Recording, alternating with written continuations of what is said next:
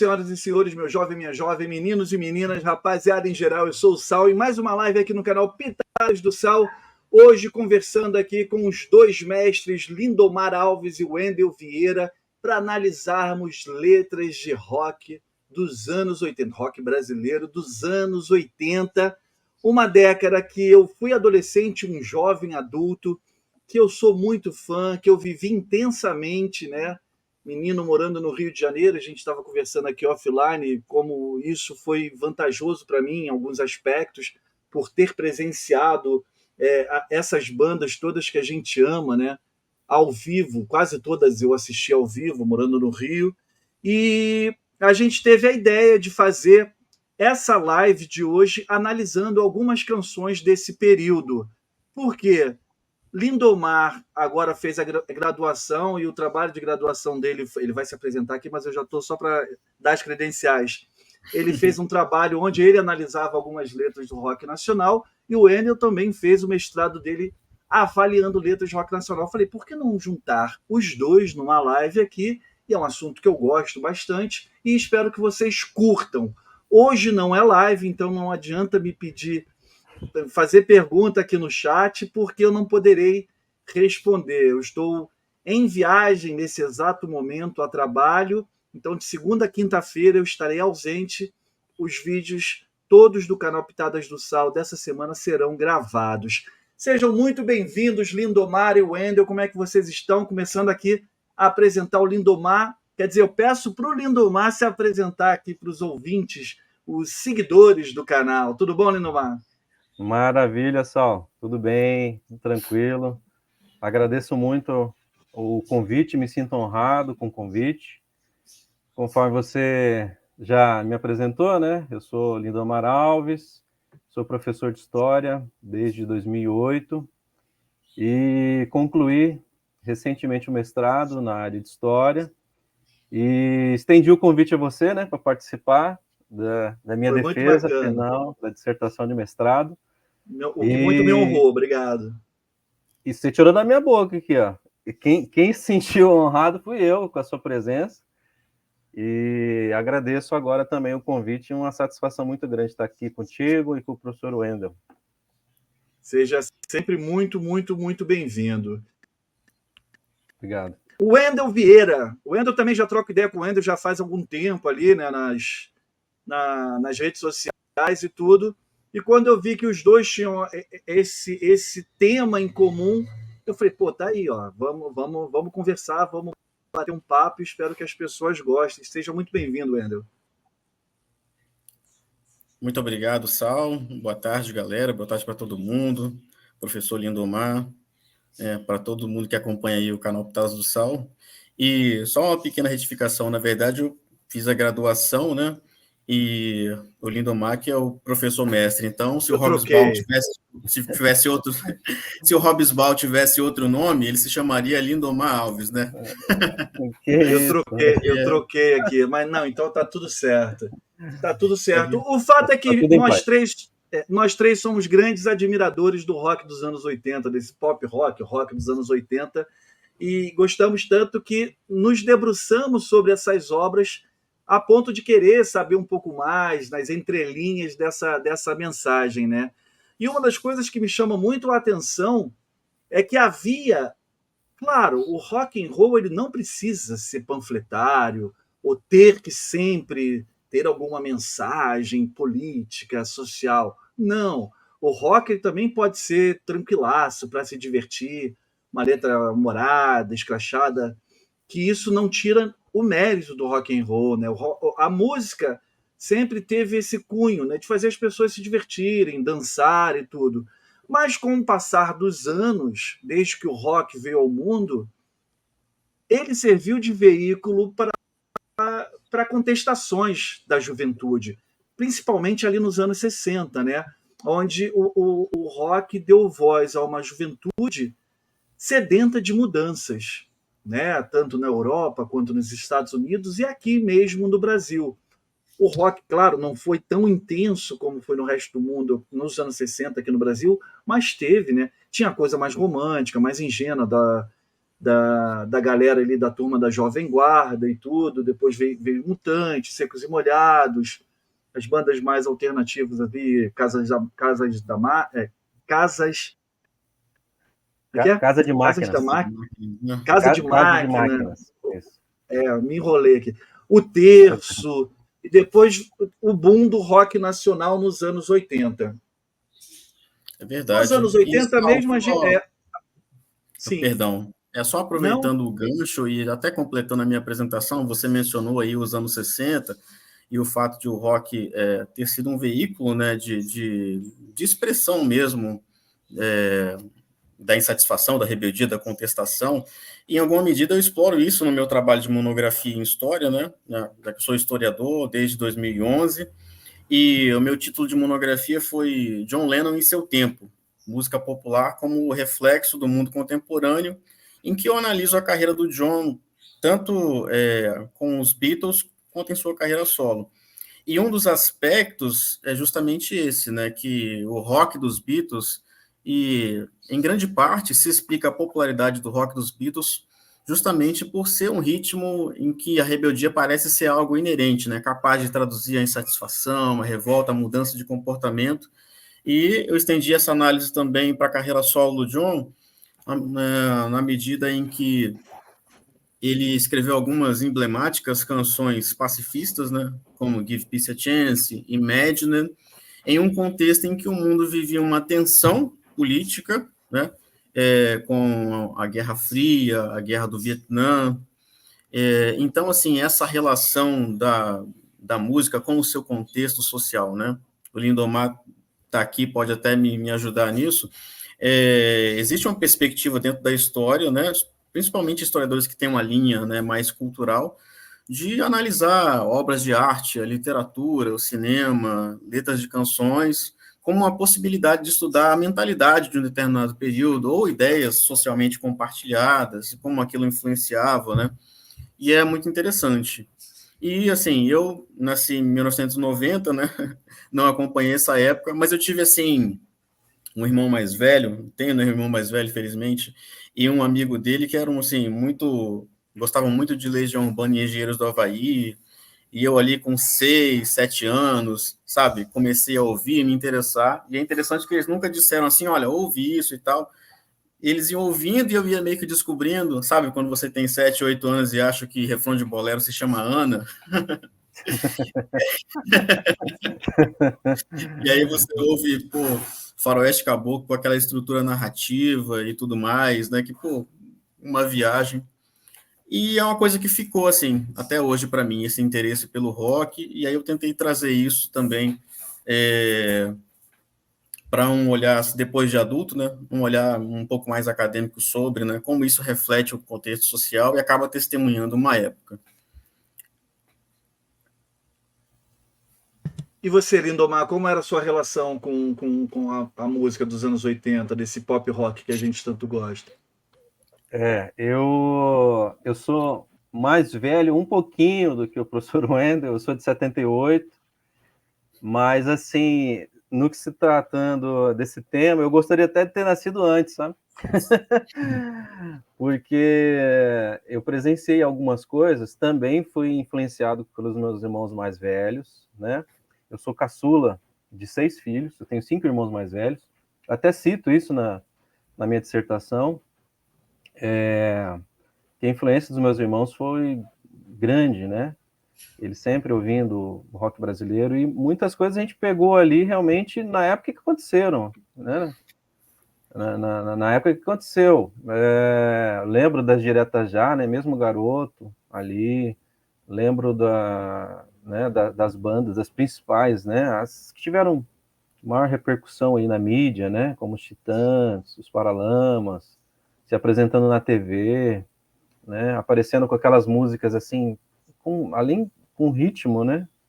Forte, impactante, mas também as letras. É claro que hoje a gente analisa como historiador, né? As letras, a gente tem um outro olhar, né? Um olhar mais científico sobre essas letras, mas na época já eram letras impactantes, né? Já induziam a reflexão. Então foi um privilégio para mim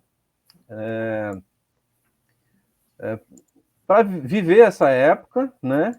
Como eu disse, eu gostaria só de ter nascido um pouquinho antes, porque minha mãe não deixava eu ir nos shows, eu era muito garoto. Mas realmente foi uma experiência muito prazerosa, né? E de viver esse tempo, e é um privilégio agora poder analisar essas letras, né? Como historiador. Maravilha.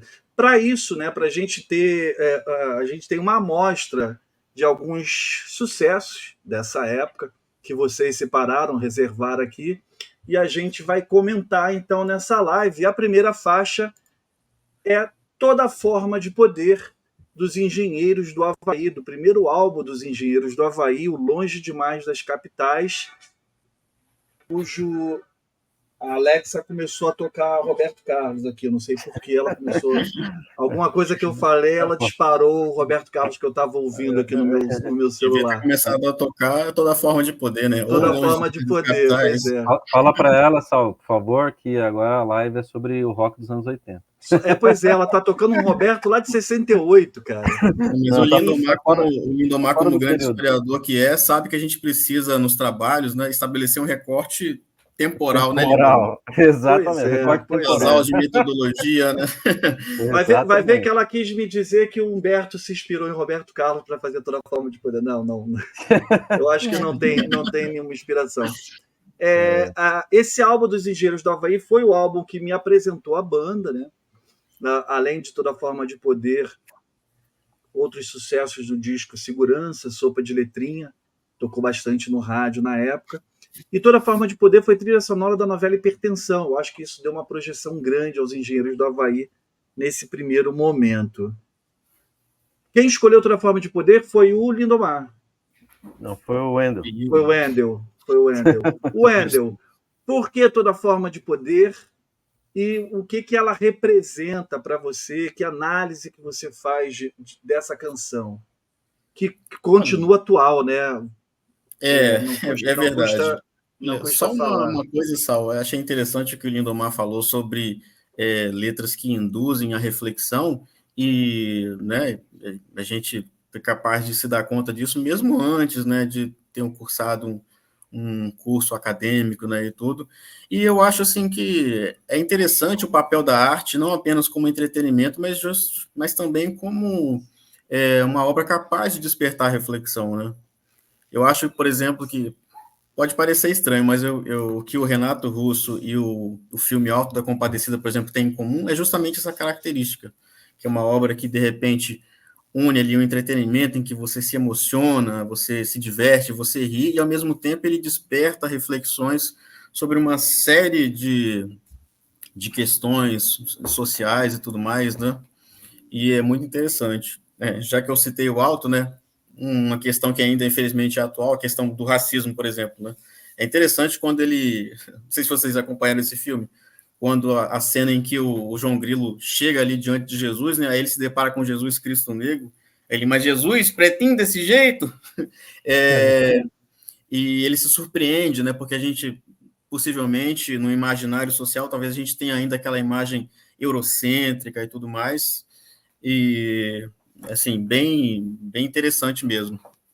Eu mencionei o João Grilo até para diminuir aqui o nervosismo, porque quando eu prometi para o Lindomar que eu ia participar da live, aí eu falei assim, caramba, mas o Pitadas do Sal, mas não é lá? Que caramba, mas aquele canal assim fantástico, onde já foi tanta gente. Falar, promessa danada, promessa sem jeito, mas como é que tu faz uma promessa dessa? Meu Deus! Eu pensei a mesma coisa, Wendel. Eita que eu tô ficando importante. Eita que eu tô ficando lascado. Somos todos, não somos? Verdade. E sobre Toda a Forma de Poder, especificamente, Sal, eu dividiria talvez em duas partes. De um ponto de vista mais pessoal, é uma daquelas primeiras canções dos Engenheiros, assim, que ainda garoto, que me pegou e que eu comecei a curtir, né, e descobri o som da banda, né, a partir dali. E, de um ponto de vista, assim, de um olhar histórico, eu acho que ela representa, assim, muita coisa. E o Humberto ele consegue resumir muito de um dos traços marcantes da cultura política brasileira, né, que infelizmente é o autoritarismo, né? Quando ele diz, por exemplo, o fascismo é fascinante, deixa a gente ignorante, fascinada, né? E tem um historiador muito importante na UFRJ, que é o Carlos Fico, né? Que ele diz que eu sei que a live não é sobre história especificamente, mas ele diz que o que há de atual no golpe de 64, por exemplo, é a persistência da aceitação de atalhos autoritários para supostamente resolver os problemas do Brasil, né? E não sei assim a visão do Lindomar, mas me parece que muito da persistência dessa lógica autoritária, né, como um traço marcante da cultura política brasileira, passa pela lei da anistia, no sentido de que não houve uma ruptura clara, um acerto de contas com o passado ditatorial brasileiro, né? De maneira que essa lógica autoritária permanece, né, no imaginário. E, assim, essas questões que são assim um pouco complexas, a permanência dessa lógica, né, passa um pouco por isso, né? Pela ausência dessa ruptura com o passado, né? E eu acho que o Humberto conseguiu, no espírito da canção, resumir bem o que é isso, né? Como, infelizmente, isso é capaz de mobilizar certas paixões e usar para um determinado propósito político, né? A gente vivenciou aí nos últimos anos, infelizmente, né? Infelizmente, né, Sal? Parece que essa música, sobretudo esse verso, se tornou muito atual, né? O fascismo é fascinante, deixa a gente ignorante, fascinada, né? E é assim, e parece que parte desse fascínio tem a ver com viver em uma sociedade onde a gente dispõe de um acesso mais facilitado à tecnologia, à informação, e ainda assim seguir uma linha de pensamento muito rígida, que parece algo assim até retrógrado em certa medida, né? A canção tirando todas essas questões assim mais problemáticas, né, de cunho político e social, a canção é maravilhosa. Eu acho que é uma bela apresentação ali dos engenheiros nos anos 80. E, como você mencionou, foi tema de novela, né? Salvo engano, da novela Hipertensão. É um momento em que o rock brasileiro chega ao mainstream como nenhuma outra época, e eu acho que isso tem muito a ver também justamente com o contexto histórico e social, né? Eu escrevi na época da faculdade um trabalho, talvez valesse uma publicação, né? Mas se chamava assim, A História do Rock Brasileiro nos anos 80, Transição Política e Efervescência Cultural. Eu acho que é justamente isso, a transição política, o fim da ditadura, o início da redemocratização do Brasil, isso de alguma forma contribui para a explosão, né, a efervescência do rock brasileiro nos anos 80, que é um momento em que os artistas conseguem se manifestar de forma mais clara, mais direta, mais precisa, sem todos aqueles entraves, sem todas as limitações, como havia no auge da ditadura, né? Anos 80, a gente está falando ali do governo Figueiredo, de 79 a 85, sendo um pouquinho positivista aqui, com a licença do meu amigo Lindomar, ao passo que o auge do regime, né, foi lá nos anos 60, entre 69 e 74, sobretudo ali na época do governo Médici, né, com a plena vigência do AI-5 e tudo mais. Então, acho que é isso, Sal. Essa canção é bastante emblemática. Não, perfeito. Eu tenho algumas observações também que eu faço a respeito da letra. Claro, isso com o passar dos anos. Na época que eu a escutei, eu tinha 15, 16 anos. Eu não entendia nem direito os versos Fidel e Pinochet. A cópia que eu tinha não tinha o encarte, portanto, eu não tinha as letras. Me soava como se berro com você, se der a lua cheia. Na minha cabeça de adolescente, nos anos 80, Fidel e Pinochet não entrava no meu ouvido. Eu não entendia. Fidel e Pinochet tiram sarro de você que não faz nada. E, claro, depois eu fui entender isso, e eu acho que Humberto, ao citar essas duas figuras históricas, né, que representam extremos ideológicos, Oposto, né? isso, totalmente, né? Uhum. A música não toma partido, né, mas aponta para o Uhum. cinismo daqueles que, independente do espectro político, exploram o poder para fins próprios, deixam um rastro de dor, de inércia naqueles que são governados, né? Eu acho que essa menção serve muito como uma crítica à polarização e ao fanatismo, coisa bem vigente hoje em dia, que cegam as pessoas para as verdadeiras consequências de seus atos, né? Eu acho que o Humberto, na época, não tinha noção do que a gente iria enfrentar nos tempos atuais, porque na época, aqui no Brasil, não era assim como está sendo hoje, né? Na época que ele compôs esses versos. Então, eu acho uma letra muito forte do primeiro álbum, assim. A frase, né, que dá título, toda forma de poder é uma forma de morrer por nada, para mim é aquela condenação da natureza autodestrutiva, sacou? Das disputas de poder, sugerindo que no final as lutas por controle e domínio terminam em perdas sem sentido para ambos os lados.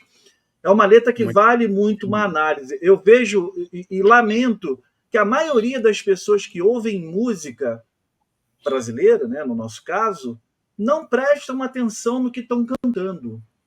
Isso, assim, falo por experiência própria, foram vários e vários exemplos de eu declamar a letra para amigos meus, falou: nossa, eu não me dei conta que a letra falava sobre isso. Nossa, que letra forte, não sei o quê, bababá. As pessoas cantam sem se dar por conta da mensagem realmente do que estão cantando. O que você acha, Lindomar? Eu concordo com o Wendel, com você também, Sal. Essa letra, na minha visão, é para nós, né, professores de história, e para todos, né, na verdade. É uma fonte histórica, assim, muito rica, né? Eu gosto muito da frase dela que cita, né, que a história se repete, mas a força deixa a história mal contada. Perfeito. É claro que muitos historiadores discordam disso, né, de que a história é cíclica, né? Mas alguns acontecimentos, né, alguns fatos tendem a voltar, né? E as pessoas poderiam verificar que não seria vantajoso repetir determinados episódios, não se deve repetir, justamente porque o episódio, ao analisar a história, a gente verifica que foi algo assim extremamente agressivo, né? Extremamente desumano, né? Nós poderíamos citar, vamos citar inclusive, né, na análise das letras aí, a questão dos regimes autoritários, né? A questão da escravidão, né? A questão do Holocausto. Então, são fatos históricos, né, que nós, independente de qualquer posicionamento, a gente deve analisar, né, a letra e verificar que essas coisas não se devem repetir, né? Que a gente deve manter bem longe, né? Que foram realmente, assim, chagas dentro da humanidade, coisas assim que realmente pessoas, né, que levam em conta o ser humano, levam em conta a questão ética, jamais deveriam trazer de volta à tona, né? Então a letra, ela é rica nesse sentido, né? Nos faz analisar a riqueza que a história tem, a utilidade que a história tem ao nos fazer analisar determinados fatos históricos. Total. Eu vejo muito como isso também, essa letra como um tecido intrincado, assim, de desilusão, esperança, sacou? Uma crítica afiada às falhas humanas e às estruturas de poder, entrelaçada com esse anseio por um amor que está ali, né, também.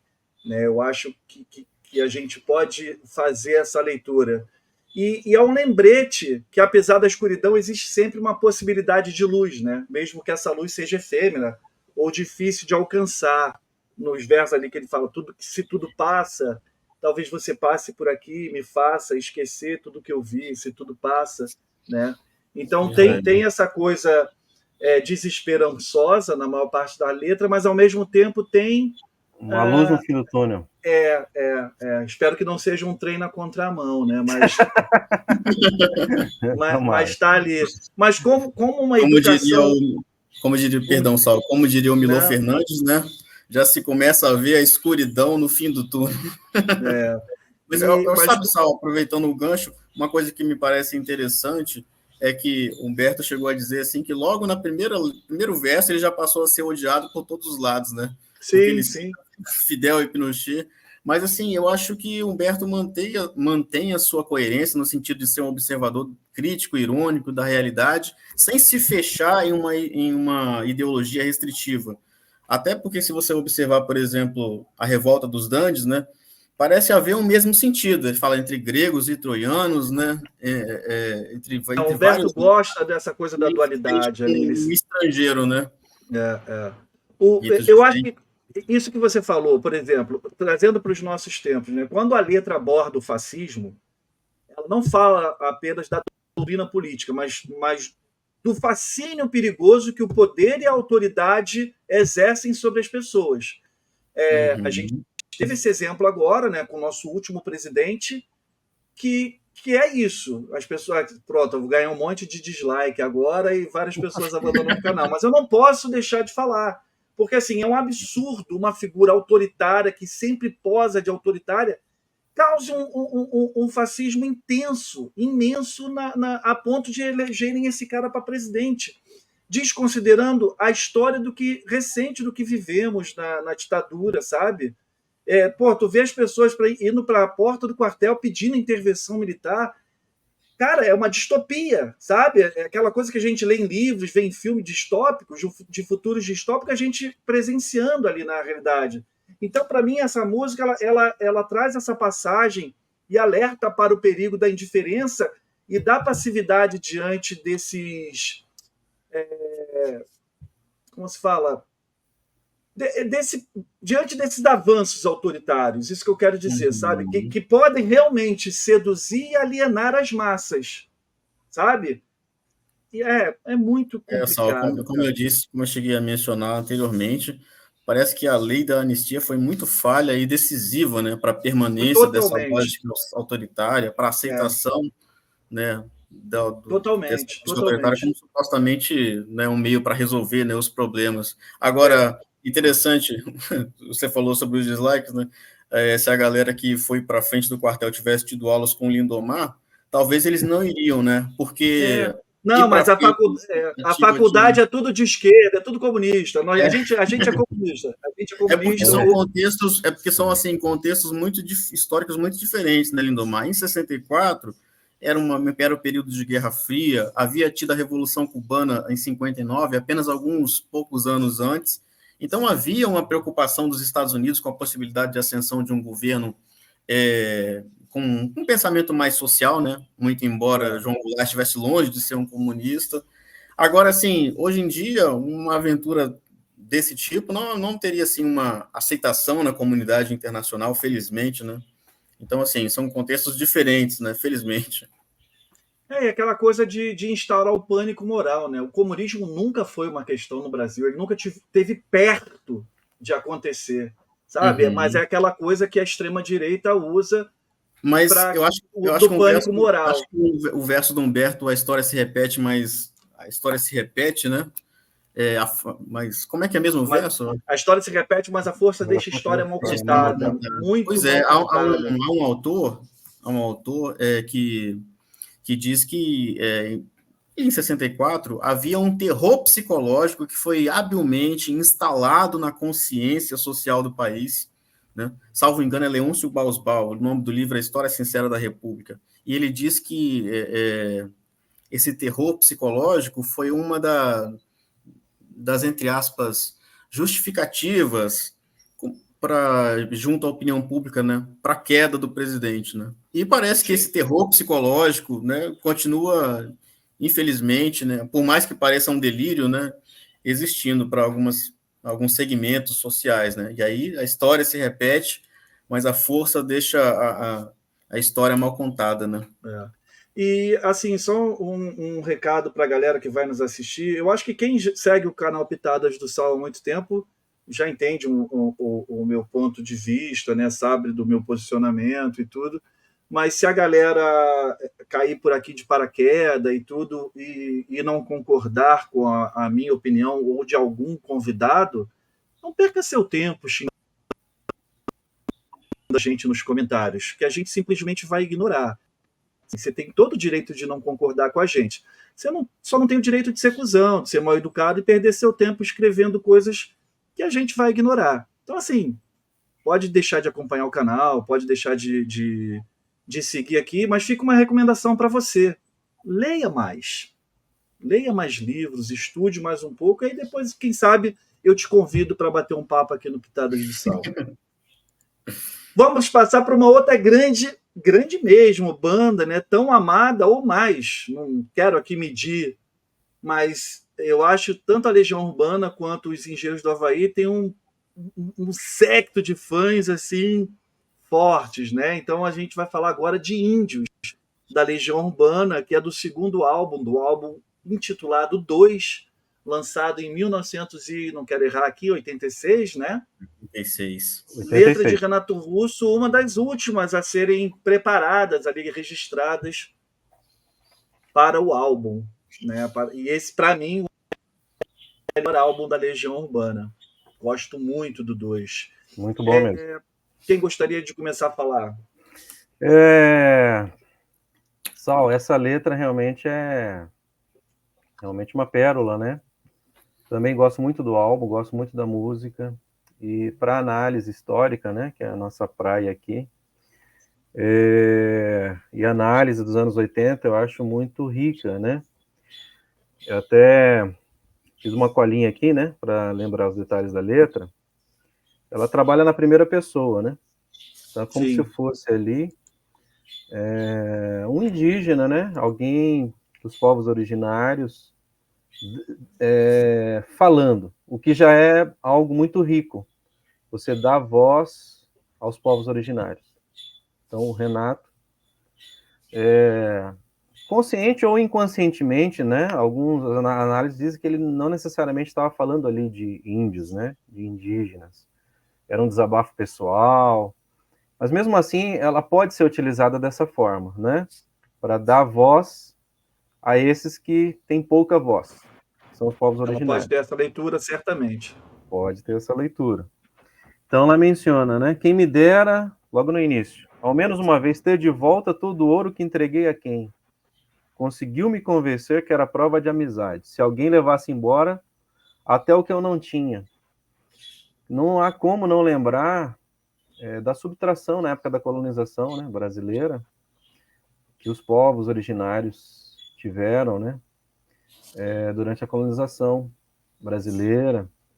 E eu acho muito interessante essa análise, né, você conseguir se colocar no local, né, vestir o calçado, digamos assim, dos povos originários e poder ver essa leitura do colonizador, no caso aqui do Brasil, né? Os colonizadores portugueses chegando, dominando, explorando, matando.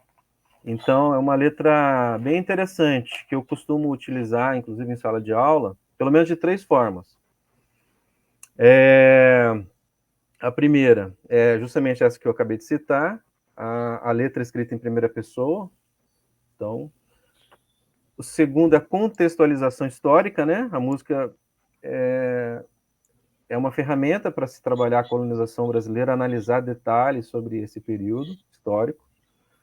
E também a própria questão da interpretação histórica, né?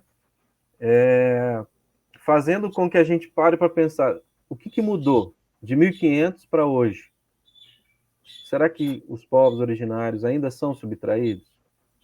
Né? Será que, de certa forma, eles ainda entregam o ouro, né, para aqueles que querem se aproveitar dessa situação, querem explorar, maltratar, subtrair esses povos? Então, uma letra bem rica nesse aspecto. E mais uma letra super atual também, infelizmente, né? A gente vê como o brasileiro cuida dos seus povos originários. Wendel, eu gostaria de fazer algum comentário? Pessoal, é interessante observar que, assim, a qualidade do texto, das letras, sempre foi realmente um traço marcante na obra do Renato, né? Mas talvez essa seja a letra que o credencie como um poeta, né? Uma letra belíssima, né? Realmente a construção da letra. E nesse sentido, acho que vale a lembrança, né, do brilhante trabalho da Juliane, que eu achei assim muito corajoso, inclusive, né, quando ela faz a análise das letras do Renato dentro da Academia de Letras, dentro, né, do mestrado, do doutorado em letras, porque do ambiente assim acadêmico, né? do ambiente acadêmico, justamente, porque talvez o ambiente acadêmico meio que torça um pouco o nariz assim, né? Para ela que é de letras, Aconteceu é, isso com ela, talvez né? fosse Tipo assim, que você vai analisar a obra do Renato Russo? porque assim, citando Humberto, seria mais fácil fazer como todo mundo faz, né? Se ela analisasse um livro do Machado de Assis, um trabalho do Drummond ou do Shakespeare em letra, não haveria nenhum questionamento, né? Mas assim, ao analisar a obra do Renato, ela conseguiu fazer com que a comunidade acadêmica, né, se rendesse também à qualidade do trabalho, né? O reconhecendo ali como, né, por meio do trabalho como um poeta. E aí é o que o fã da Legião, ainda que não seja um especialista na temática, né, ou em literatura, coisa que a gente já sabia já desde a primeira ouvida, né, Sal? Não, é verdade. Lindomar, você gostaria de complementar? Não, é realmente isso aí, né? É uma letra rica, né? Eu tenho a letra também, para mim, me passa aquela coisa assim de dela mergulhar em um oceano de reflexões sobre o arrependimento, os versos repetidos ali, o quem me dera, tipo assim, que ele queria ter uma outra oportunidade, né, de fazer o que ele não fez anteriormente, né? E essa busca por significados e a crítica à sociedade contemporânea, entrelaçando elementos pessoais com observações sociais mais amplas. Eu acho que através das estrofes da canção nós somos conduzidos por uma jornada que explora assim, o valor do simples, a desilusão com a materialidade e o anseio por um entendimento mais profundo da existência. É isso que tá. A letra, principalmente letra de rock, tudo, ela não tem necessariamente ter que nos induzir a isso, a uma reflexão da existência, tudo, mas ela também pode e está tudo certo. E isso que é o bacana. E que se você quiser se debruçar nela, para isso, ela vai te atender. E se você quiser simplesmente assoviar a canção enquanto ela está tocando no rádio e você está cuidando da sua casa, também está tudo certo, né? Isso eu sinto muita falta na música mainstream de hoje em dia, né? Uma canção como Índios, por exemplo, vocês podem observar assim que no início, quando o Renato começa a cantar ali como nos versos que o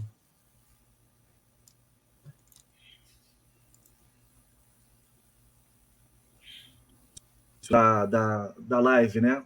As primeiras estrofes, ela parece que aborda aquela sensação de ter sido enganado. Vocês não têm essa sensação de que foi passado para trás, né? Perfeito. E esse sentimento de perda não se refere apenas ao material, tá? Mas a confiança, a amizade, né? Como o próprio Lindomar falou, pode ser a voz de um índio? Pode. Pode ser apenas o Renato falando, como ele sempre gostou, de se expor através de suas obras? Muito provavelmente é isso.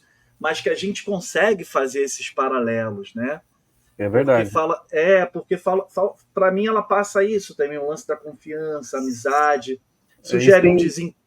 Pode falar. Desculpa te cortar, Sal, mas imagina. Você me falou aí, eu lembrei, essa questão de ser enganado tem tudo a ver com a colonização brasileira, né? O contato entre o colonizador europeu e nos deram o espelho, indígena, o escambo, né? Como é que o colonizador europeu ia convencer aquele indígena a levar o pau-brasil para dentro da embarcação?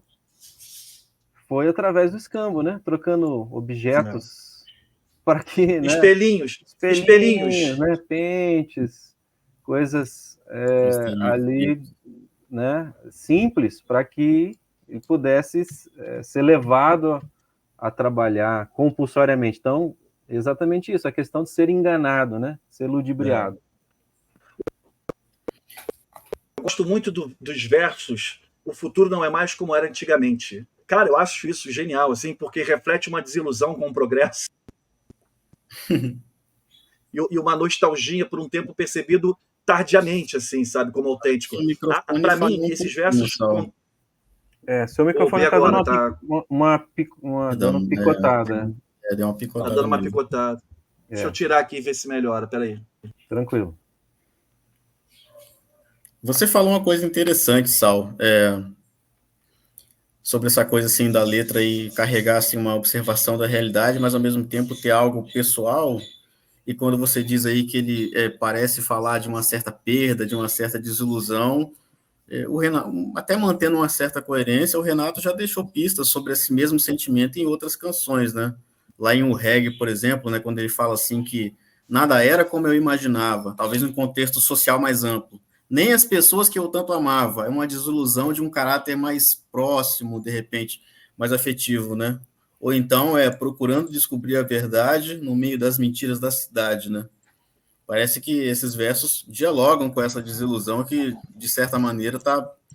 E o arrependimento, né, como você bem mencionou, que também está presente na letra de Índios. Perfeito. Melhorou agora o som, o áudio? Melhorou. Melhorou. Tá mais claro? Ele estava claro, só estava dando uma Isso picotadinha. eu não sei o que acontece aqui, Mas agora infelizmente. parou, Mas não está dando. me falem quando tiver. Tranquilo. Agora Não, deu mas de é novo. isso. Eu acho Por que acaso essa agora deu de realmente novo, né? é. Deixa eu só concluir o raciocínio. Dá para entender. Eu acho que a letra, na sua essência, ela é esse apelo poético do Renato pela simplicidade, por uma autenticidade e uma reavaliação dos verdadeiros valores da vida. Essa é a grande mensagem de Índios para mim, sabe? E, ao mesmo tempo, ela é um lembrete de que, apesar de tudo, ainda há esperança, amor, beleza, sabe? A serem encontrados. A gente precisa apenas saber onde e como procurar. Eu vou trocar aqui o Legal. microfone, ver se dá para falar com o microfone do meu fone, ver se fica melhor, vocês me falam, tá? Tranquilo.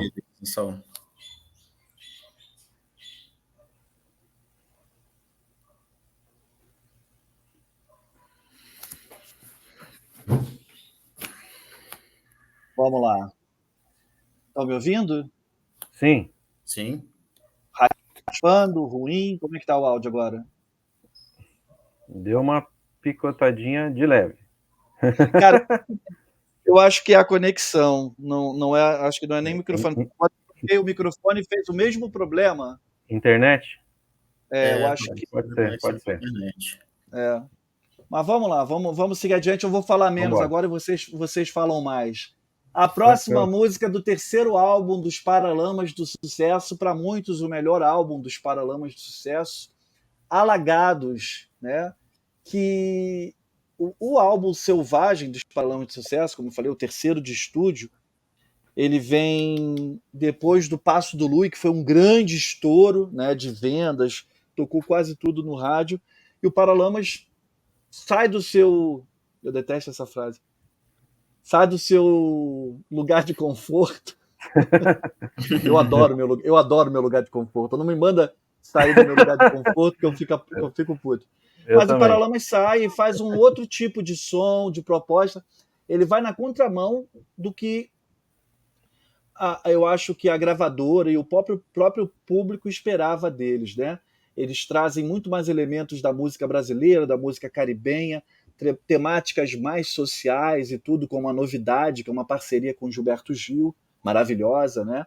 E Alagados também é essa letra fortíssima, assim, que fala das mazelas desses países de considerado terceiro mundo, né?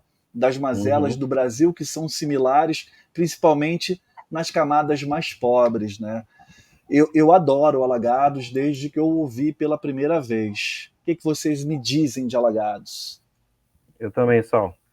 Eu acho uma letra também que dá, assim como Índios, né? Vai na mesma carona, dá voz àqueles excluídos, né? Marginalizados, né? Inclusive, conta-se que o Herbert Viana teve a inspiração, né? Serviu de inspiração para ele, justamente analisar a realidade ali, do pessoal do complexo da Favela da Maré, quando ele ia para a faculdade, né? Ele atravessava ali aquela região, ali na Zona Norte, né? Você que é do Rio pode me ajudar melhor Sim, nisso. indo para a Ilha do Governador ali.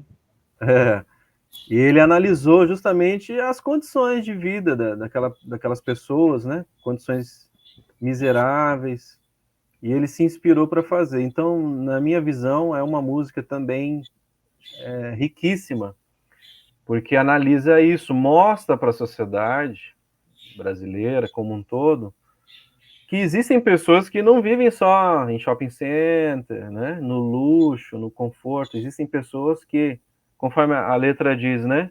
O sol da manhã vem e lhes desafia, traz o sonho para o mundo quem já não queria. E aí menciona as condições de vida, né? Palafitas, trapiches, farrapos, filhos da mesma agonia. Então, realmente é uma letra muito interessante para nos fazer lembrar que a sociedade tem esse povo marginalizado, né? E não pode ser esquecido.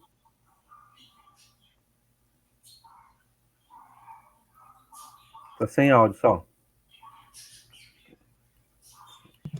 Estão me ouvindo agora?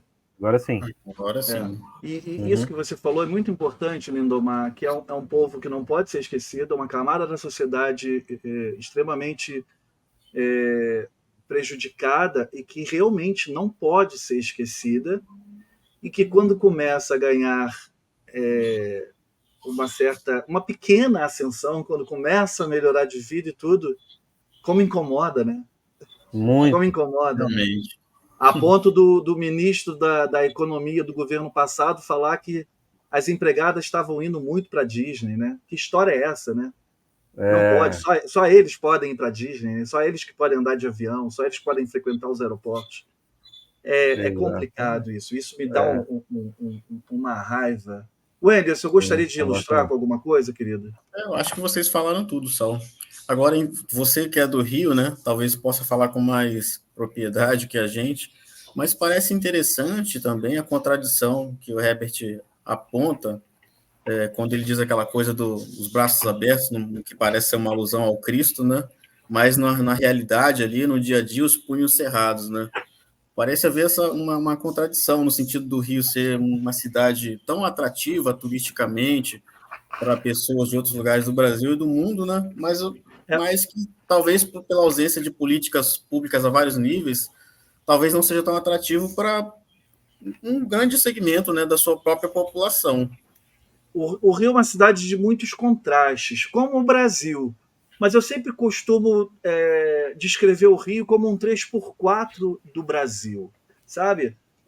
Tudo que acontece de bom e de ruim no nosso país, me parece que no Rio de Janeiro as tintas são mais fortes, sabe? A pegada é mais pesada. Se tu pega assim o lado positivo, que é esse brasileiro espirituoso, hospitaleiro, querido, que está sempre sorrindo, que está sempre tratando os outros bem, recebendo todos bem, o Rio de Janeiro você encontra isso muito forte. Verdade, e ao mesmo tempo aquele outro lado do Rio de Janeiro que ninguém de bom senso quer, que é o Rio da corrupção, que é o Brasil da corrupção, da roubalheira, do jeitinho, de ter que se dar bem em cima de todo mundo. O Rio de Janeiro é fortíssimo. E, infelizmente, cara, a minha cidade natal, ela vem sofrendo desgoverno após desgoverno já faz uns 30 anos, ou um pouquinho mais, talvez. Tanto que a maioria dos prefeitos e governadores, se não estão presos, estão respondendo a processos. E uma curiosidade, nenhum é de esquerda. Estranho, né? É muito estranho isso para mim. É muito estranho. Mas, enfim. O que talvez uma parte da mídia e, né, segmentos sociais nos levasse a pensar o contrário, né? Exatamente. Mas assim, é interessante exatamente. Que porque assim, Sal, a demonização da esquerda por uma parte da mídia parece ter sido também um projeto, parte de um projeto político de dominação da extrema-direita, né? E Sem dúvida, sem dúvida. Nem só da extrema-direita, da direita mesmo, sabe? E que É, acabou culminando nessa extrema-direita. Sim, você tem toda a razão, toda a razão. é, E é isso, sabe? Isso que vocês trouxeram sobre a letra. Sim, Alagados é um retrato poético e crítico das disparidades sociais, as pessoas que vivem em áreas mais marginalizadas, não só no Rio de Janeiro e não só no Brasil, né? Que ele dá exemplo de Trench Town, né? Qual os outros? Agora não me recordo da letra direito. Favela da Maré. Favela do Maré no Rio, mas ele cita Trench Town também, né? Na Jamaica e tudo, né? Isso, exatamente. A terra mas outras do partes Bob do mundo, Marley. sim, né? Na África e tudo. Então, para mim, essa canção ela pinta um quadro da luta diária enfrentada pelos moradores dessas comunidades menos favorecidas, destacando a resiliência e a capacidade de manter a fé diante de adversidades extremas, sabe? Cara, não é fácil você passar por dia, você gastar 6 horas numa condução para você ir e voltar do seu trabalho para casa, e neguinho vem me falar de meritocracia. Porra, não, vai lá, você tem que estudar, você tem que ser. Porra, cara, a pessoa passa 6 horas, ou mais às vezes. Eu morava em Cascavel, meu primeiro trampo de office boy no estúdio de fotografia do grande fotógrafo Egon Asman, pai do meu querido amigo Eguinho, em Copacabana. Eu morava em Cascadura e trabalhava em Copacabana. Eu pegava 2 ônibus para ir. Eu gastava 2 horas para ir, 2 horas para voltar. nossa, Sabe? 2 horas dentro de um ônibus. Fora o tempo que eu perdia na fila para poder vir sentado, senão eu pegaria o ônibus lotado e teria que viajar em pé, né? Tenso. Então, a letra de Alagados, ela mostra... Oi? Perdão. Assim, achei muito interessante essa sua visão da letra também, que o Rio parece que representa, né?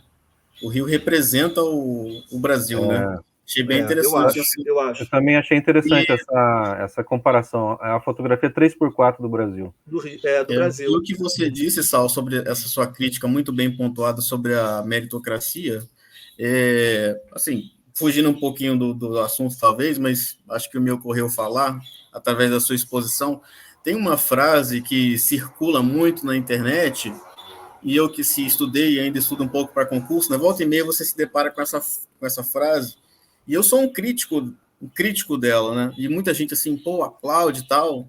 Talvez você já tenha visto, que é o seguinte, abre aspas, quando se nasce pobre, ser estudioso é o maior ato de rebeldia contra o sistema, fecha aspas.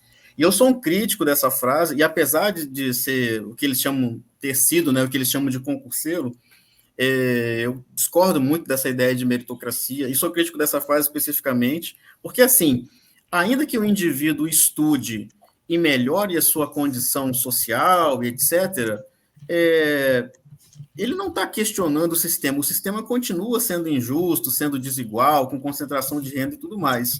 Então, você estudar pensando apenas em si mesmo para ascender socialmente enquanto a sociedade permanece igual, ser estudioso não é a rebeldia contra o sistema nesse sentido. Você está, pelo contrário, você está colaborando para a manutenção do sistema, tal qual ele é. E aí você vê como aquele exemplo do tipo, olha, tá vendo, a pessoa estudou e melhorou de vida e tal, então não existe desculpa. E a gente sabe que não é assim, né? As pessoas partem de pontos de vistas diferentes, né? Há uma citação do Karl Marx que os homens fazem a sua própria história, mas não como bem querem, né? Porque eles não escolhem as condições. Elas são transmitidas, né, pelo passado, sobretudo as condições materiais de existência, né, e tudo mais. Total. Indo um pouquinho mais a fundo, só para a gente passar para outra letra. O Herbert foi tão preciso e agudo na construção, na leitura, né, desses contrastes e tudo. Os versos ali, o sol da manhã vem e lhes desafia. Vocês não sei se vocês fazem essa leitura que eu faço, assim, mas que isso simboliza muito, tipo assim, todo dia o sol da manhã vem e lhes desafia. Ele para mim, passa aquela coisa da repetição do ciclo diário das dificuldades que esse povo passa, sabe? Trazendo a realidade talvez eles preferissem permanecer num mundo onírico, assim, né, de sonhos, né, onde as desigualdades e a violência não têm tanto peso, né?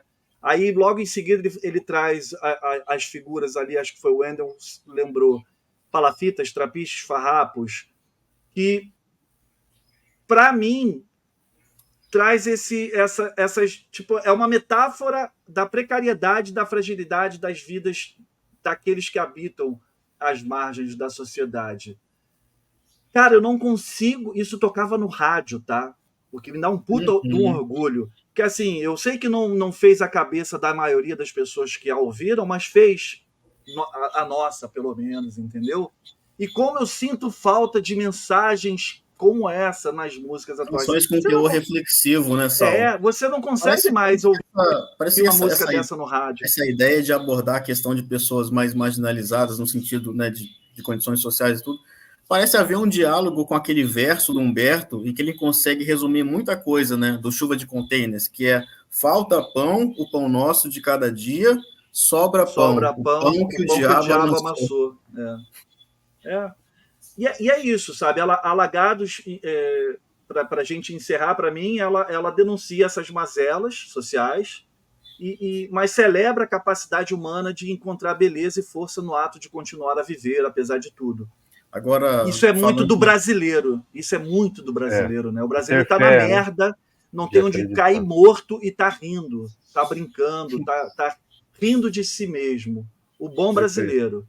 Não essa classe média, como diria a Peninha, vomitativa, que ascendeu aí nesses últimos anos, que deveriam voltar para os esgotos de onde saíram.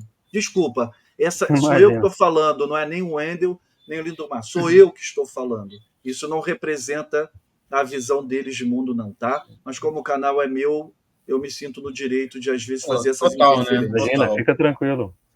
Sal, agora há pouco você falou assim sobre o fato de que as cores são pintadas mais forte, até do lado positivo também, da coisa do povo alegre, hospitaleiro, né, em relação à questão do Rio. E, curiosamente, a gente tinha acabado de passar, né, àquela altura, um pouquinho do minuto 43, né? Aí eu lembrei que, só para descontrair, eu lembrei que eu tenho simpatia por um certo gringo que marcou um gol aos 43 minutos de falta, né? Aí essa informação eu confesso que eu omiti de você. Você como bom vascaíno, né? Tô até com a camisa... Não, tranquilo, sou sofredor. Já tô acostumado, né? Isso já não me abala. Tô com a camisa do United daqui, Sal, né? Do jogador negro Marcus Rashford. Até para omitir de você aí como bom vascaíno, né? O time pelo qual eu tenho simpatia lá no Rio. Mas ao mencionar o Pet, você já deve ter imaginado de quem se trata, né? Com certeza, com certeza. A próxima canção, então, que a gente vai trazer aqui para análise, lembrando, vocês que estão assistindo a gente, não é ao vivo, é gravado, né? A gente não tem pretensão de ser profissional ou detentor da verdade e da justiça. É a nossa interpretação, tá? Isso fica muito aberto. Se você, de repente, perguntar para o Renato, para o Humberto, o que eles quiseram dizer com essas letras, essa é a nossa visão, é a nossa interpretação. E, claro, com um pouquinho das referências que temos de literatura, de vida e de outras músicas que consumimos, a gente consegue fazer essas leituras e ler algumas coisas nas entrelinhas que podem ser consideradas, né? Enfim. A próxima canção, então, Cazuza, Ideologia. Eu tenho, esqueci de trazer, eu tenho muito orgulho de ter o Ideologia autografado pelo Cazuza. Nossa! Caramba, Sal, aí tirou onda, hein? Tirei. Humilhou legal agora, hein? Tirei isso aí. Vamos falar de Ideologia do Cazuza? Vai lá, Wendell. Manda Sal, brasa. sabe que o Cazuza, assim, ele parece ter, assim, uma certa semelhança com o Renato, no sentido de ser, talvez, o grande poeta da geração dos anos 80, né? E naquele trabalho que eu mencionei, né, que eu havia escrito na época de faculdade, junto com um colega meu, né, também historiador, tem uma frase que ocorreu a ele, que a gente colocou no livro, que eu acho muito interessante, que ele falava do Renato, e ele falava o seguinte: eu não tive a honra de conhecer o Renato Russo, ao contrário do Sal, né, mas tenho a impressão que ele me conhecia muito bem. E eu acho que isso está muito presente também na obra do Cazuza, né? Em como você ouve determinadas letras e se identifica com aquilo, às vezes por uma situação de caráter mais pessoal, ou então sobre a observação crítica da realidade social mesmo, né? E ideologia é uma dessas letras, assim. Total. Lindomar, algum comentário? Esse álbum, né, é um álbum super emblemático, não tem como analisar os anos 80 sem analisar esse álbum, né? Um álbum político. Apesar do Cazuza já ter confessado, né, que a política não era muito a praia dele, né? Quando ele estava assistindo TV e começava alguma reportagem política, ele trocava de canal, etc. Mas realmente o álbum todo, a letra e o álbum todo traz esse componente político muito forte, né? Que é bastante atual para analisar a nossa realidade, né? Sal, é interessante que essa parece... música... Perdão, pode falar. Assim, parece haver uma esperança naquela virada dos anos 80 e na transição do regime, da ditadura para uma redemocratização, parece haver uma esperança que talvez não se confirma no sentido de melhorias, até de cunho social e tudo mais, né? Eu acho que havia uma certa esperança, por exemplo, quando você pensa naquele verso do Paulo Ricardo, né? Toquem o meu coração, façam a revolução. Isso parece trazer uma certa esperança e, de repente, com todas as complicações da época, o plano cruzado, a dificuldade econômica, a inflação e tudo mais, de repente essa esperança não se confirma. Aí você falou agora há pouco, você mencionou a questão da desilusão, né? Que o Renato transmitia, e ideologia acho que tem um pouco disso também, né? Meu coração é um coração partido, e as ilusões estão todas perdidas, e aquele garoto que ia mudar o mundo, né? Sabe? Ideologia, para mim, é uma crônica poética carregada de desilusão, sabe? Carregada de desilusão e busca por um sentido em um mundo, não sei se você existe, pós-utópico, sabe? Isso que você falou é muito interessante, porque logo em 1985, que o Tancredo é eleito por um colegiado, né? Temos um presidente civil depois de 20 e tantos anos de ditadura militar, não temos a eleição direta, né? Mas foi uma eleição indireta, a qual colocou o Tancredo ali, e Cazuza no Rock in Rio, eu vivenciei isso, se encerra o show abraçado, enrolado numa bandeira do Brasil, dizendo que o dia nasce amanhã para todo mundo, para esse Brasil novo, para a rapaziada esperta, sabe? Que o dia nasça lindo amanhã para todo mundo. Que ele estava, sabe, encerrando como podia nascer feliz, enrolado na bandeira do Brasil. 85.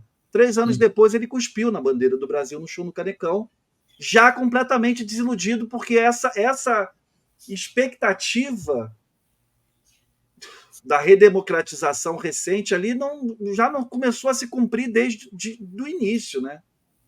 Desde o início, Tancredo morre, assume Sarney, crise atrás de crise, aí depois elegem, obviamente, o engomadinho, né? O caçador de Marajás, Fernando Collor.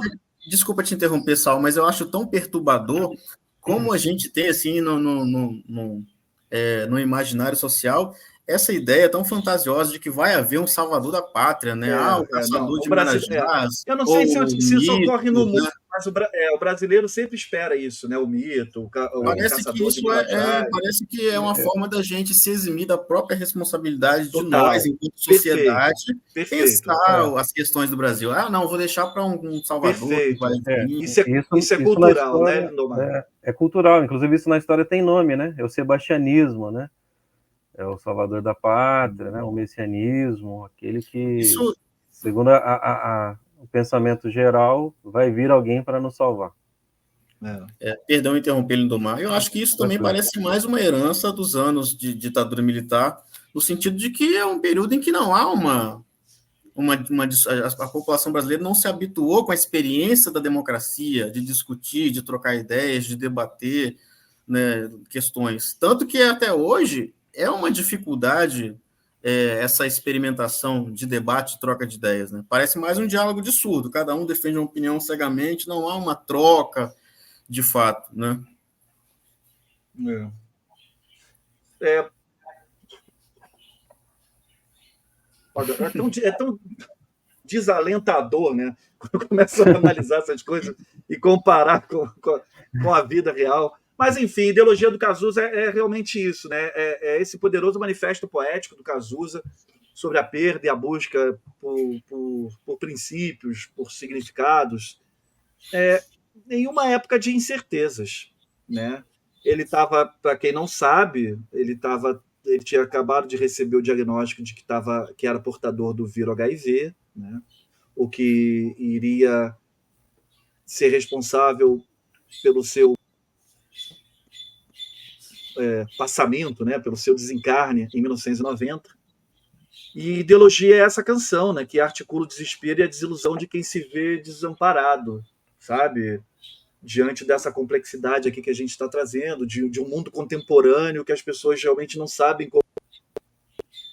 como viver, como agir e tal, e sei lá, estão clamando por uma nova forma de entender a vida, sabe?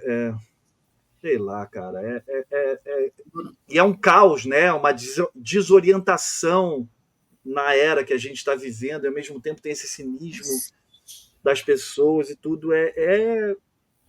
Cara, eu tenho 53 anos. Minha mulher não gosta que eu fique falando minha idade. Que daí o que você fala, revela um pouco a dela. Mas desde criança eu ouço, por exemplo, o Brasil é o país do futuro. Eu não sou negativo a ponto de dizer que não, mas que futuro demorado, gente.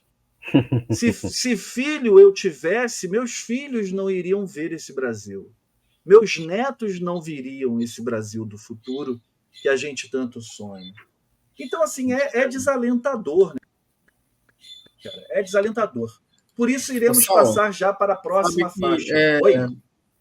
Assim, interessante que no meio de tanta desilusão, se há alguma coisa positiva nisso, é justamente a produção cultural e como às vezes os traumas, a dificuldade, há artistas que conseguem assim transformar o trauma, a dificuldade, toda essa impressão em obras de arte, né? Que a gente pode apreciar e degustar. A gente está pensando aqui de maneira geral nas canções dos anos 80, mas isso se estende a vários artistas de vários períodos, né? Quando John Lennon, por exemplo, faz a música Modern, né? Fazer igual o Sal, né? Não vou me preocupar com a exatidão da pronúncia, mas quando ele faz Modern, por exemplo, lá do Plastic Ono Band, né? Em que ele aborda aquela questão da relação de quase de ausência, né? Com a mãe, com a família. Com a mãe e com o pai, como ele consegue transformar isso numa obra de arte, né? E, assim, eu acho que até foi interessante pontuar isso, porque esses artistas dos anos 80, eles bebem muito na fonte, né, desses caras aí dos anos 60 e 70, né? O que eles têm em comum, todos eles, né? Fã do John Lennon, fã dos Beatles. Muito. Tinha uma preocupação, né, com a qualidade das letras e essa capacidade artística, né? De traduzir impressões da realidade. Essa foi a limonada que nos sobrou do limão, né? Foi o lado bom da história, né? Que nos permitiu, inclusive, estar aqui agora analisando essas letras. Que surgiu justamente dessas contradições, desses períodos tensos, né? Desses períodos tão amargos, mas que fez florescer várias manifestações culturais, né? Uma produção cultural, né? Riquíssima, inclusive o rock dos anos 80. Perfeito, perfeito. Alvorada Voraz. Só um comentário baseado nisso que vocês dois falaram. Se as pessoas dessem mais valor à arte, se a arte fosse mais incentivada no ensino fundamental, né, na formação dos cidadãos, né, o mundo seria um pouquinho melhor. Mas não, aqui no Brasil, por exemplo, a gente não incentiva muito e tudo. Mas a arte, galera, mudou a minha vida. Eu não sou dessa camada de alagados, mas eu vim de uma família pobre, nascido e criado no subúrbio do Rio, em Cascadura e tudo. Não vou ficar aqui chorando minhas mazelas, mas assim, só para vocês entenderem, a arte me deu um norte, sabe? Mais até do que a minha família, assim. Foi a música que eu escutava, os livros que eu lia, baseado com a boa educação que tive, que me levou a querer, sabe? Porra, estudar, ler, entender um pouco mais sobre as pessoas e sobre o mundo que me cerca. Então, assim, nossas vidas, por isso que eu tenho um canal Pitadas do Sal aqui. Tem um Se eu papel... tocar o coração Legal, de uma pessoa, eu já estou no lucro. Que bom. E Tem que um bom que papel você tem esse positivo canal para a gente poder mesmo. promover isso, né? Fomentar isso. Muito obrigado por você existir aí em nossas vidas, né? É verdade. Falo em nome de todos os seus seguidores. Eu tenho certeza que o pessoal que te segue também tem essa palavra de gratidão a você. Poder resgatar tudo isso aí e transformar um pouquinho, né? Que seja a vida das pessoas para melhor, para enxergar essa beleza que existe na nossa cultura, na nossa música. Faço minhas palavras do Lindomar, é gratificante estar aqui mesmo, e obrigado. A gente que acompanha o canal, e muito legal saber que você abriu espaço para dois historiadores que gostam de rock, né? A gente podia montar uma banda chamada Historiadores do Havaí, né? Se eu não tivesse me formado em jornalismo, eu tive que fazer uma coisa assim mais urgente, assim, o outro curso que eu faria assim com muito amor e muito gosto seria história, certamente. Legal. Seja bem-vindo, então, Sal. Eu me identifiquei muito com a sua fala, Sal, assim, porque parece que realmente a arte tem um papel formativo muito importante, né? Transformador, a arte é transformadora. Quando eu penso, assim, por exemplo, na boa nota que eu tirei na redação, que me possibilitou ganhar uma bolsa para ter acesso ao curso superior, eu acho que eu devo muito, por exemplo, ao Renato, ao Humberto, né? A ouvir esses caras, que são grandes usuários da língua portuguesa, né? Me trouxe aquela sensação de familiaridade com as palavras, de conseguir até pegar ideias e traduzir textualmente, me expressar melhor, né? Enfim, realmente isso a arte, né? A música como um todo, já foi comprovado, ela tem esse poder, não é?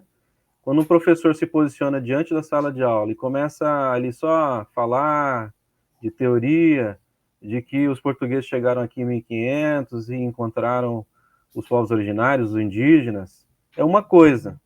Agora, quando você chega com uma música, conforme nós acabamos de analisar, índios, né? Executa ali a melodia também, analisa a letra, isso faz completamente, dá uma total outra impressão, né? Para aquele jovem, ou para o adulto também, né? Nós temos alunos na EJA já, gente que voltou a estudar depois de tanto tempo, né? E que também nunca viu as letras sendo analisadas, conhecem a melodia, a letra, a música. Educação de jovens e adultos, né, Lindomar? Isso, educação de jovens e adultos.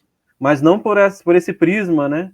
Cultural, histórico. Então, realmente, é o que a gente está comentando. A música, a cultura, ela tem um poder de entrar nas nossas mentes, né, de uma forma assim que nenhuma outra ferramenta possui.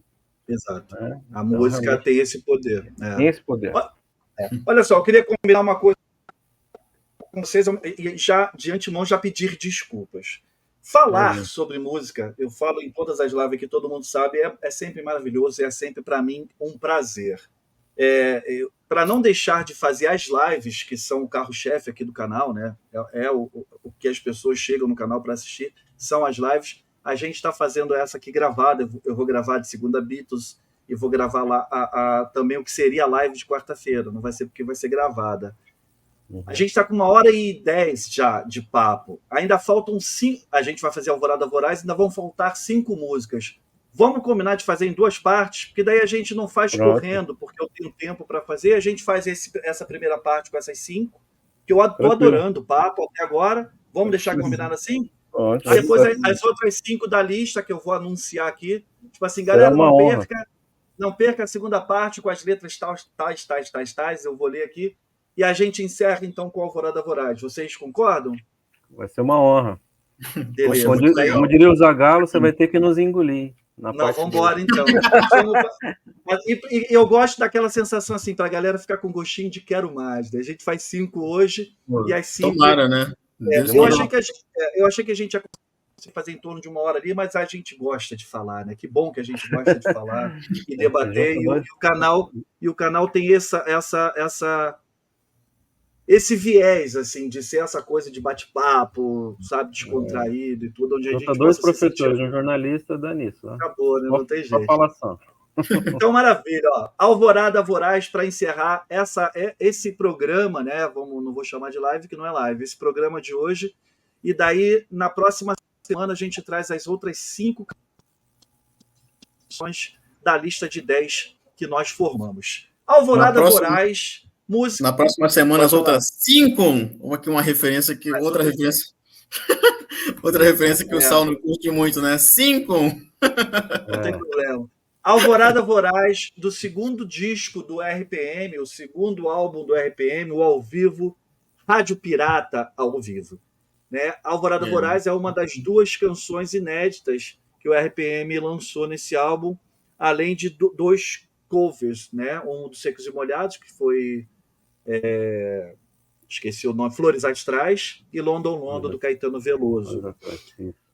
Então, Naja, uma faixa instrumental, era inédita, e Alvorada Voraz era outra faixa inédita.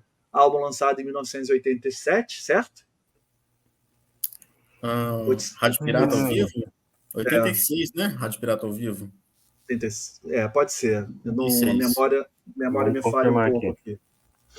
Mas uma música de Paulo Ricardo, uma crítica, uma crítica fervorosa. 86, né? Lindomar, um pouquinho de positivismo, uma coisa do factual, né? O Paulo Ricardo compõe, então, Alvorada Voraz para esse disco, para essa turnê, para esse show e tal, que é uma crítica fervorosa à corrupção, à violência, de novo, aquela coisa do autoritarismo que marcaram o Brasil no final do século XX. E a canção tem uma energia... Quem teve a oportunidade de assistir os shows na época sabe do que eu estou falando. Tem uma energia fodida. Assim, quando ela começava a tocar no show, era muito legal. Era muito legal. A letra é muito contundente. Cara, eu não consigo imaginar uma época daqui ou para frente que uma rádio toca uma música que os versos são o caso Morel, o crime da mala, coroa Brastel, o escândalo das joias e o contrabando e um bando de gente importante envolvida. Eu não consigo imaginar uma música dessa tocando no rádio hoje em dia. Alvorada Voraz tocou pra caramba no rádio, né? Tocou. Então, ela tem um cenário sombrio, né, de um país às vésperas de uma era marcada por desafios e conflitos internos. A gente sabe ali que a virada dos anos 80 para os anos 90 não foi nada fácil. Foi muito, muito, muito sombrio. Ouça o disco Legião Urbana 5 para você entender o que eu quero dizer. E, cara, eu acho uma faixa sensacional, e é uma pena que o RPM acabou tão cedo, sabe? Nessa época. Eu acho que a volta que teve, tudo não é a mesma coisa. Passou da sua época, sabe? Eu queria mais trabalhos do RPM ali, nesse período que foram lançadas essas canções. Vamos lá, meninos. Alvorada Voraz. Eu vou deixar com o Endo, que ele até falou, essa eu faço questão de manter na lista para a gente analisar. É verdade. Então, Sal, só uma observação assim, eu assisti um dia um papo entre o Luiz Felipe Carneiro e o Biofá, né? Aí eles chegam à conclusão de que o álbum Tempo Não Para do Cazuza não é o grande disco ao vivo dos anos 80, é o grande disco dos anos 80. E aí eles elegem como o grande disco de rock dos anos 80 o Alívio Imediato, né? Apesar de Engenheiro ser minha banda favorita, junto com Legião, eu discordo parcialmente. Eu acho que o grande disco ao vivo, né, de rock dos anos 80 é o Rádio Pirata ao Vivo, até pelo impacto que ele teve, né? E você falou assim difícil imaginar, né, que seja factível uma canção com esse teor crítico tocando no rádio, no mainstream. Muito interessante mesmo, né? A popularidade da música, né? Mesmo sendo uma letra mais crítica. E eu acho assim uma das letras mais interessantes, assim do Paulo também, a musicalidade dela, né? No começo aquele tan tan tan tan parece lembrar uma marcha militar, me sugere um pouco essa ideia.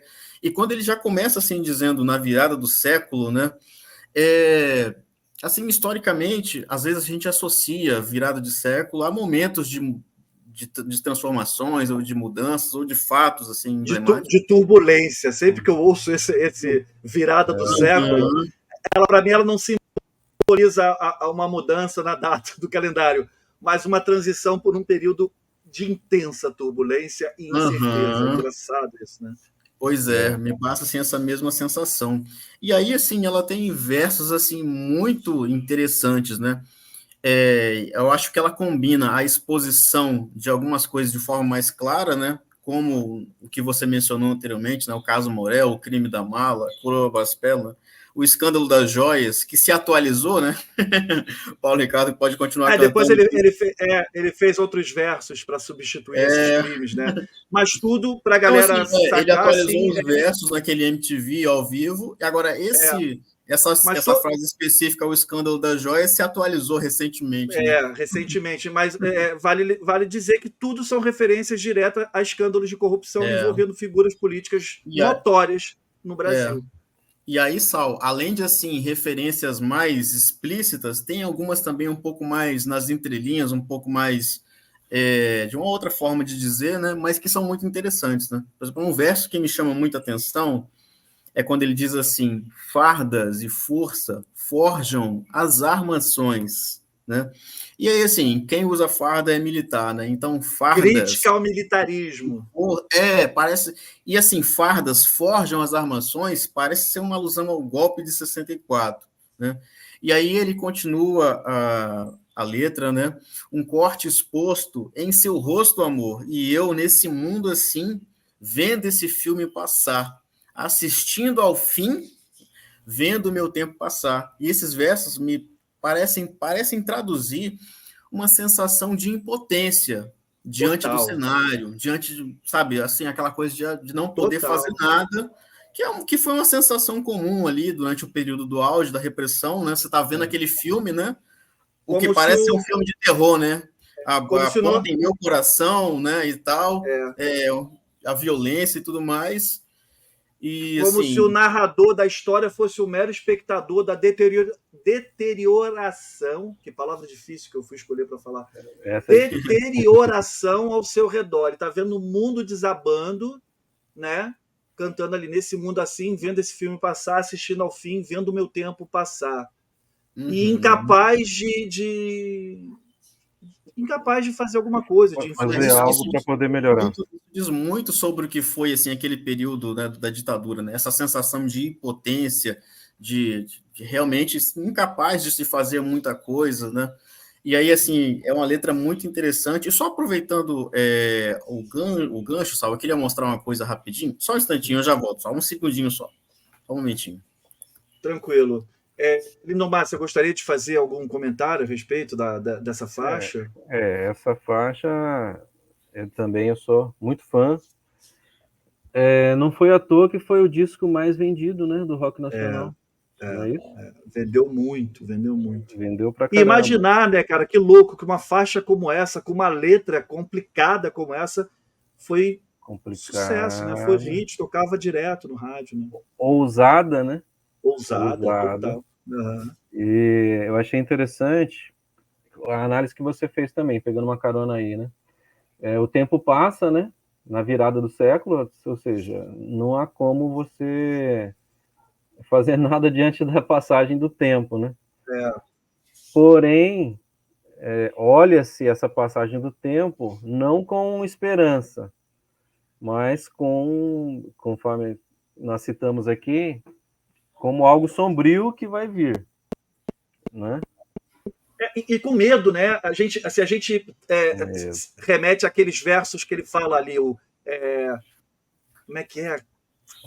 Que ele fala do medo constantemente, que é um tema recorrente na letra, o medo, né? Medo de tudo, medo do nada, medo da vida, assim engatilhada. Ele não tinha imitado o Paulo Ricardo ainda, né? Hoje.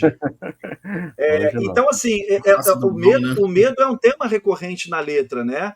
Eu estava pensando justamente nisso, Sal. Mencionado explicitamente, né? O medo é esse reflexo de insegurança generalizada, tanto física quanto psicológica, sabe? que ele fala do corte em seu rosto, né? Um corte exposto. Eu não estou lembrando a letra toda aqui, mas tem isso, né? A face do mal, um grito de horror, um fato normal, um êxtase de dor e medo de tudo, medo do nada, medo da vida, assim engatilhada. Eu estava pensando justamente nisso. Ele parece traduzir, né, uma sensação de medo, de pavor, de apreensão em relação àquele contexto. E isso diz muito sobre o que foi viver na ditadura, né?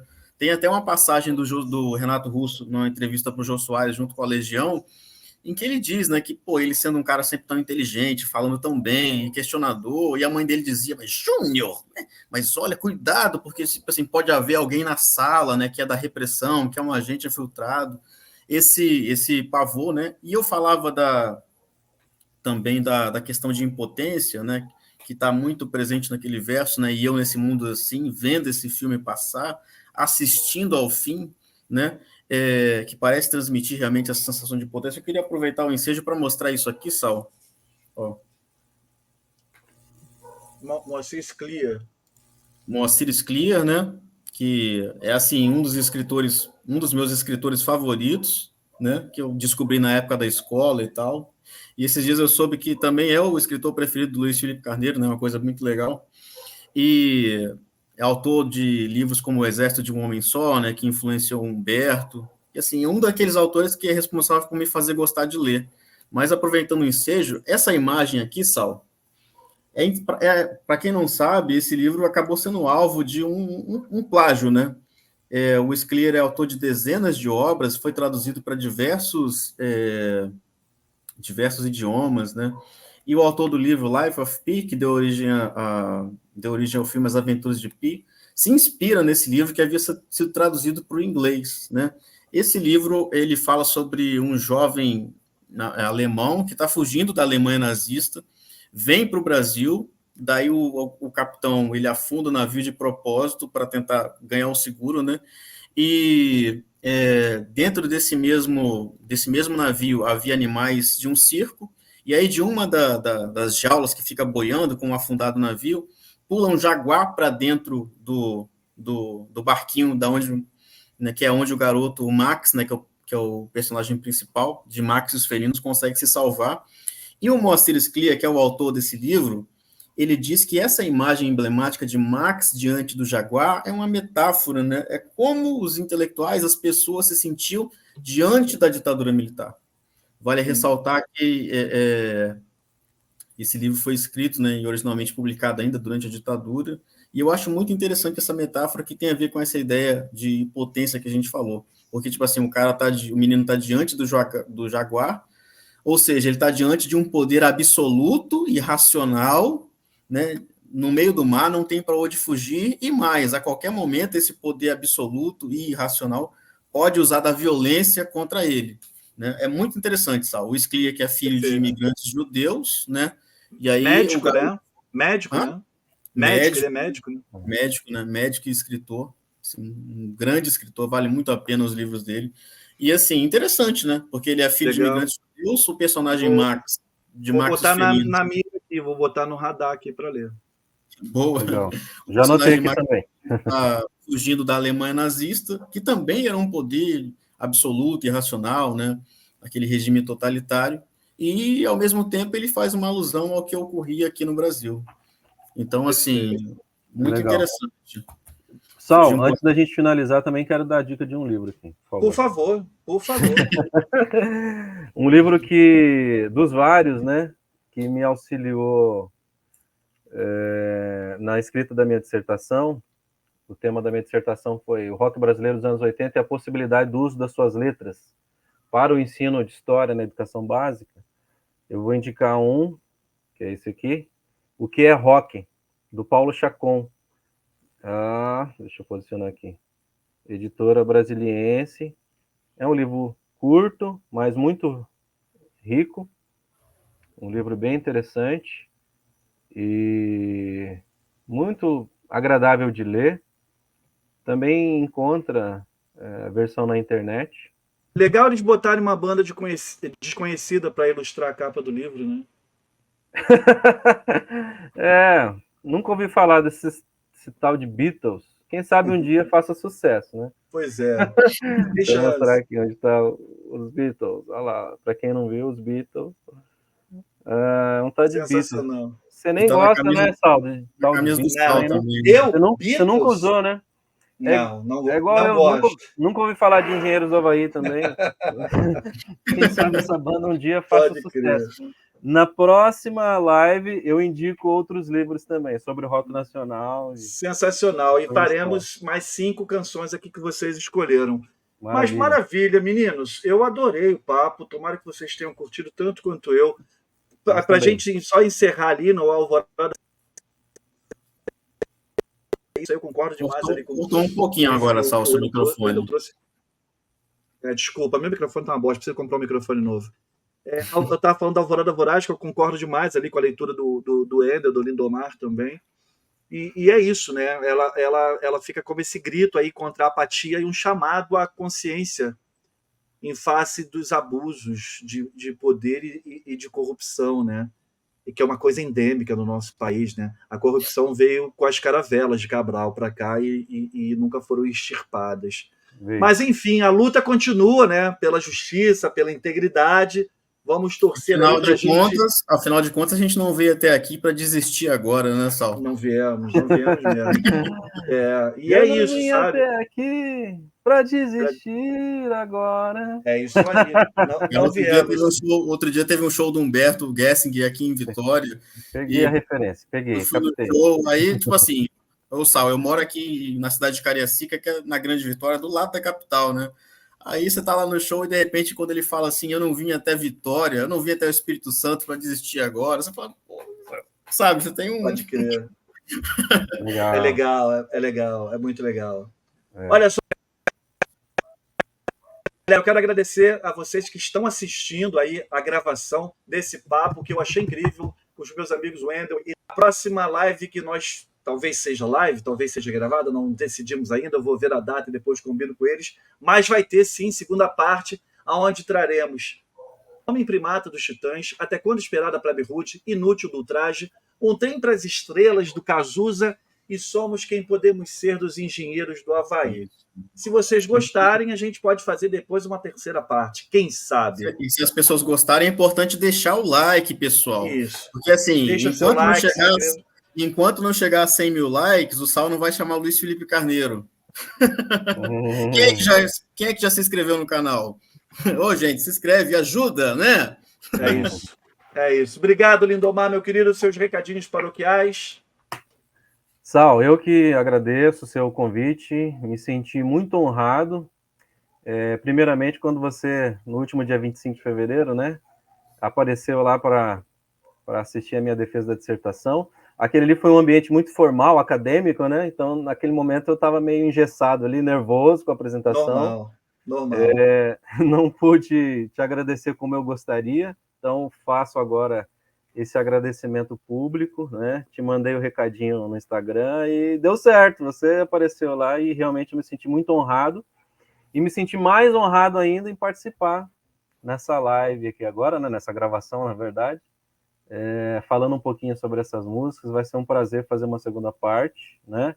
Na companhia do Wendel também, e sempre que precisar, estou à disposição. Agradeço a todos que assistiram aí essa live e tamo junto para a próxima. Obrigadão. Obrigado, meu querido, tamo junto.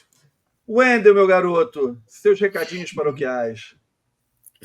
Pois é, Sal, eu queria agradecer também, fiquei muito feliz, surpreso, né, honrado, e também um pouco assustado, né, pela responsabilidade de participar do canal, mas é muito legal, assim, saber que, apesar de todo o êxito, todo o sucesso, toda a qualidade do canal, você é uma pessoa acessível, né, então, de vez em quando eu ia lá, comentava, né, sobre alguma postagem, mandava um recadinho ali, mas eu, sinceramente, eu não imaginava o convite para participar. Então, fico muito feliz. E eu também não. A exemplo do Lindomar, a gente está à disposição aí, se precisar novamente. Carioca, a gente para a segunda parte. Já estou precisando para a segunda parte. É isso, galera. Muito obrigado a todos que assistiram a gente até aqui agora. Eu estou encerrando aqui a gravação, não a transmissão, e me despeço de vocês depois que eu encerrar aqui. Valeu, tchau, tchau.